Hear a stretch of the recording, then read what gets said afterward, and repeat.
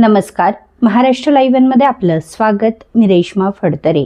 नागपूर येथे सुरू असलेल्या हिवाळी अधिवेशनात मावळ तालुक्यातील डान्स बार तातडीने बंद करावेत अशी ठाम मागणी आमदार सुनील शेळके यांनी उपस्थित केल्यानंतर वडगाव मावळ पोलिसांनी कडक भूमिका घेतली आहे. या पार्श्वभूमीवर पुणे मुंबई महामार्गालगत सुरू असलेल्या ऑर्केस्ट्रा बारवर धडक कारवाई करण्यात आली असून 2 बारवर छापे टाकून गुन्हे दाखल करण्यात आले आहेत. वडगाव मावळ पोलीस ठाण्याच्या हद्दीतील कान्हे फाटा व साते परिसरातील गोल्डन ड्रीम ऑर्केस्ट्रा बार आणि विश्वदीप फ्लेवर्स ऑर्केस्ट्रा बार येथे 12 डिसेंबर 2025 रोजी पोलिसांनी स्वतंत्र पथके तयार करून छापे टाकले.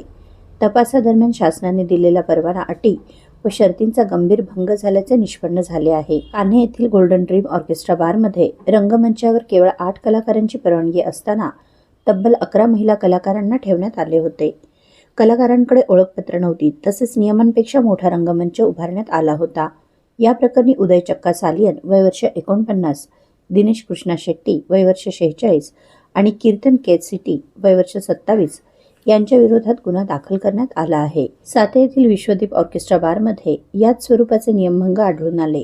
येथेही मर्यादेपेक्षा अधिक कलाकार, ओळखपत्रांचा अभाव आणि नियमबाह्य रंगमंच आढळल्याने प्रोप्रायटर व चालक मनीष सुवर्णकुमार वय वर्ष 62 यांच्यावर कारवाई करण्यात आली आहे.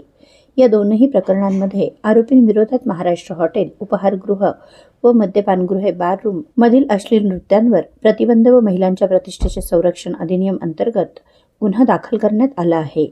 ही कारवाई पोलीस अधीक्षक संदीप सिंह गिल, अप्पर पोलीस अधीक्षक रमेश चोपडे आणि उपविभागीय पोलीस अधिकारी गजानन टोंपे यांच्या मार्गदर्शनाखाली करण्यात आली आहे.